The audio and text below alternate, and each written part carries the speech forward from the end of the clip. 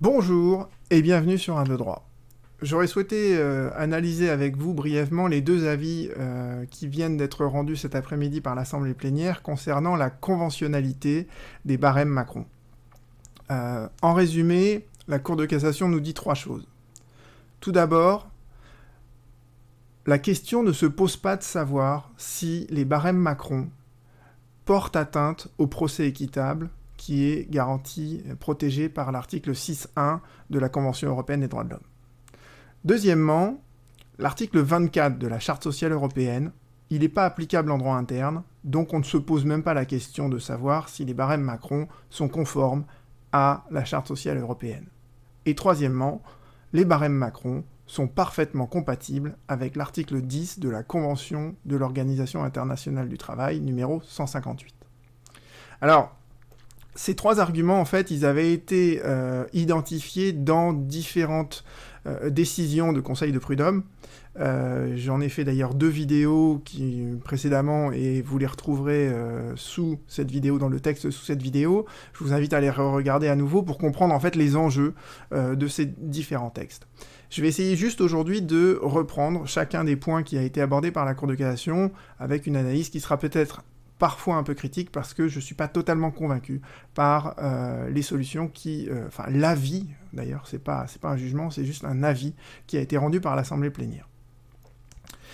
Alors, premièrement, les barèmes Macron et le procès équitable. Alors, la solution de la Cour de cassation, en fait, elle s'inspire d'un raisonnement que tient la Cour européenne des droits de l'homme, notamment dans cet arrêt qui est mentionné et dont je vais vous reparler après, paroisse gréco-catholique Lupénie, qui date de 2016. Pour la Cour européenne des droits de l'homme, il faut toujours distinguer deux choses. Quand on regarde une disposition législative, un article de loi, il faut distinguer deux choses. Est-ce que cette disposition législative, elle est d'ordre matériel ou d'ordre procédural? Qu'est-ce que ça signifie concrètement? Ça signifie qu'il y a des textes de loi qui définissent le droit de quelqu'un, un droit. Et il y a d'autres lois qui définissent comment se déroule une procédure. D'accord? Donc vous voyez bien que dans une loi, il peut y avoir deux choses totalement différentes, ce qui définit un droit et comment on peut obtenir la consécration de ce droit à travers une procédure devant un juge. Et la Cour de cassation nous dit, l'article 6.1, donc l'article 6.1, c'est les exigences du procès équitable, ça ne s'applique que pour les dispositions qui sont d'ordre procédural. Ça ne s'applique pas pour les dispositions qui définissent un droit, les dispositions qui sont d'ordre matériel. Et, nous dit la Cour de cassation, les barèmes Macron, qu'est-ce qu'ils font? Ils définissent le droit que va avoir le salarié à obtenir des dommages et intérêts de la part de son employeur lorsqu'il va devant un juge. Donc vous voyez bien que les barèmes Macron, ils définissent l'étendue du droit du salarié vis-à-vis de l'employeur. Et la Cour de cassation en déduit que c'est donc une disposition qui est d'ordre matériel, et cette disposition d'ordre matériel, elle n'est pas un obstacle procédural. Pourquoi? Parce que le salarié peut parfaitement saisir un conseil de prud'homme, et au terme de la procédure devant le conseil de prud'homme, il obtiendra un jugement qui va lui allouer une indemnité plafonnée. D'accord? Donc pour la Cour de cassation, on ne regarde pas la conventionnalité des barèmes Macron au regard de l'article 6.1 de la CEDH. Pourquoi? Parce que la question ne se pose pas, puisque les barèmes Macron ne sont pas une disposition qui est d'ordre procédural. Alors, je trouve que c'est une analyse qui est qui est discutable. Qui est discutable, pourquoi? Parce que quand vous regardez France Stratégie, c'est-à-dire les services du Premier ministre, dans un des rapports qu'ils ont fait, que je mentionne d'ailleurs à la fin de ma toute première vidéo sur cette question, vous voyez bien que les services du Premier ministre ont parfaitement identifié que les barèmes Macron, ça allait dissuader les salariés qui ont eu des longues carrières à aller devant un juge, parce que finalement le montant plafonné de l'indemnité est tellement dérisoire par rapport à ce qu'ils pourraient solliciter que finalement le jeu n'en vaut pas la chandelle. Donc vous voyez bien qu'une disposition qui est d'ordre matériel, elle peut quand même constituer une barrière procédurale. Et de la même manière, si vous relisez les décisions des autres conseils de prud'homme, notamment je parle de celle que j'ai évoquée dans ma deuxième vidéo, le conseil de prud'homme là vous dit, mais pour un salarié qui a une faible ancienneté, s'il va devant le conseil de prud'homme, l'indemnité plafonnée qu'il va recevoir, elle est tellement ridicule, mais qu'il ira jamais devant un juge. Vous voyez ? Donc là, dans ce deuxième jugement, que je trouve très pertinent, on voit bien qu'il y a le caractère dérisoire du plafond. Ça a beau être une disposition d'ordre matériel, elle a des effets procéduraux. Et elle crée une barrière procédurale. D'accord ? Donc je pense que cette analyse de la Cour de cassation, à vouloir faire une dichotomie très nette entre le caractère matériel d'une disposition et le caractère procédural d'une autre, bah, il n'est pas aussi hermétique qu'elle veut nous le faire comprendre. Alors, sur l'article 6.1, je pense qu'on n'a pas tout dit encore, on n'a pas tout plaidé. En tout cas, la Cour de cassation, elle a simplement répondu à une question, c'était de savoir est-ce que les barèmes y créent une barrière procédurale qui fait que les salariés renoncent à agir en justice. Et dans mes deux vidéos, mes deux précédentes vidéos, je vous invite à les re-regarder à nouveau, je disais, il y a une autre atteinte au procès équitable pendant l'instance qui oppose le salarié et l'employeur. C'est-à-dire que, pour moi, il y a deux atteintes. Il y a ceux qui renoncent à aller devant un juge, ça c'est une première atteinte, mais dans le déroulement même du procès, selon moi, il y a une deuxième atteinte.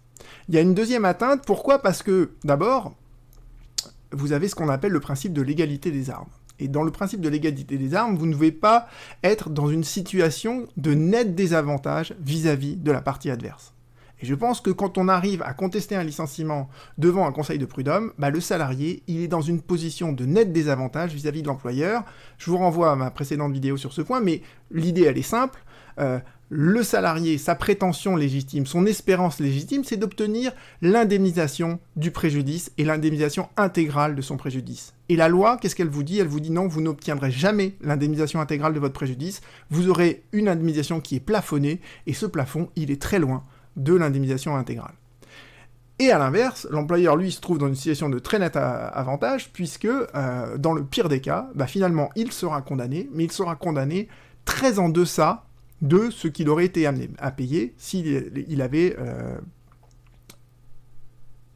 indemnisé intégralement le salarié. Donc ça, c'est à mon sens une première atteinte à l'article 6.1 de la CEDH durant le procès, et à mon avis, ça mérite d'être plaidé. Et la deuxième atteinte, alors là, bon, c'est peut-être plus discutable, mais je pense qu'on pourrait proposer que la créance de dommages et intérêts que le salarié détient contre l'employeur en cas de cause de licenciement sans cause réelle et sérieuse, bon, c'est une créance.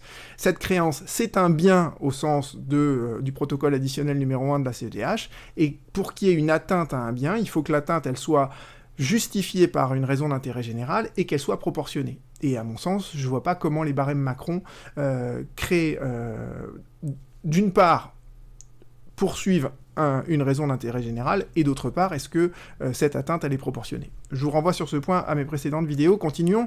Voyons maintenant comment les barèmes Macron sont conformes à la Convention de l'OIT. Parce que là, franchement, le raisonnement de la Cour de cassation me laisse perplexe. Que nous dit l'article 10 ? Il nous dit deux choses, l'article 10, et c'est cette articulation qu'il faut vraiment bien comprendre. On vous dit, le juge, il doit avoir le pouvoir d'annuler le licenciement ou de proposer la réintégration du salarié. Donc vous voyez bien que si on annule le licenciement ou si on réintègre le salarié dans l'entreprise, la question des barèmes ne se pose pas.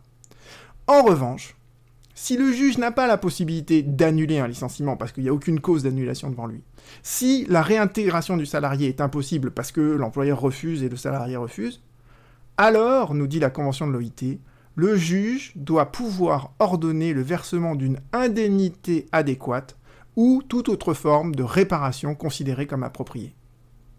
Et regardez comment la Cour de cassation répond pour dire que les barèmes Macron sont conformes à l'article 10. D'abord, elle nous dit, l'article 10, il est d'application directe en droit interne, elle ne pouvait pas dire autrement puisque ça a été jugé à de nombreuses reprises. Et deuxièmement, elle nous dit le terme adéquat, ça laisse une grande marge de manœuvre à l'État pour définir ce qui est adéquat et ce qui n'est pas adéquat. Bon, ça, ces deux points-là ne posent pas vraiment de problème. Mais c'est le passage suivant qui, lui, me semble extrêmement problématique. La Cour de cassation vous dit d'abord, si le licenciement est dénué de cause réelle et sérieuse, le juge peut proposer la réintégration du salarié dans l'entreprise. Alors oui, ça c'est marqué dans le Code du travail, ça fait 40 ans que c'est marqué dans le Code du travail, ça ne se produit absolument jamais. Je veux dire, une fois que le licenciement est prononcé, le juge peut forcément proposer cette réintégration, jamais un salarié ne l'accepte, et jamais un employeur ne l'accepte non plus. Je veux dire, le licenciement, c'est le point de non-retour. D'accord ? Donc s'il y a une réintégration, c'est que finalement ils n'étaient même pas d'accord pour un licenciement. D'accord ? Donc effectivement, le droit français le prévoit, d'accord ? Mais concrètement, ça ne se produit pas. Et nous dit la Cour de cassation ensuite, lorsque la réintégration est refusée, le juge octroie une indemnité qui est maintenant plafonnée. D'accord ? Et enfin, la Cour de cassation nous dit le barème Macron, il ne s'applique pas quand le licenciement est nul. Comme le prévoit d'ailleurs le Code du travail.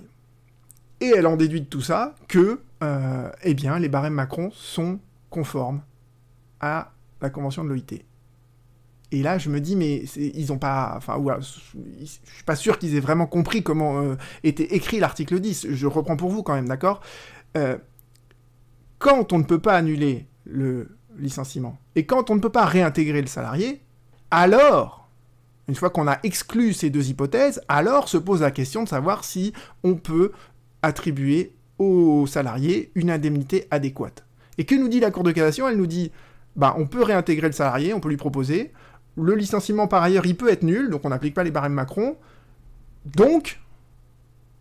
quand on n'est pas dans une cause de nullité de licenciement et quand on n'a pas réintégré le salarié, donc les barèmes sont conformes à l'OIT. C'est juste, ça ne répond pas à l'articulation de l'article 10.